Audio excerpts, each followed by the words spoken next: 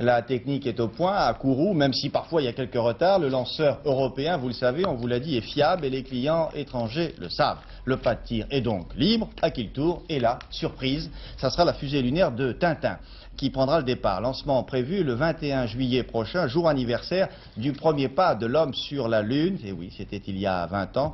Le compte à rebours a commencé. Patrick Tournesol. Non, Esther.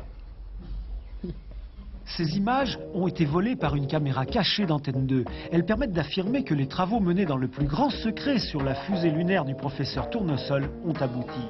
Bien sûr, le moteur atomique n'est pas encore au point et pour le premier vol, on utilisera un classique moteur à poudre.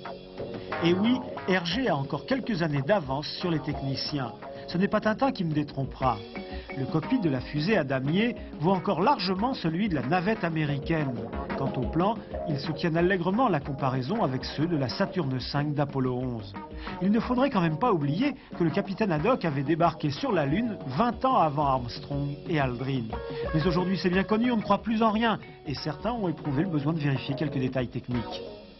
J'ai eu la chance de connaître Hergé et j'ai fait une étude sur ce qu'il avait imaginé en 1949 et les tirs Apollo. Et un jour j'ai rencontré M. Van der Voorde du centre spatial et je lui ai mis cette idée dans la tête. Alors c'est une fusée sérieuse? C'est une fusée des plus sérieuses puisqu'il s'agit d'une fusée du club de Kourou qui doit être lancée le 21 juillet sur le centre spatial guyanais. Et le CNES, pour l'occasion, fournit le propulseur et toutes les conditions de sécurité d'un lancement professionnel.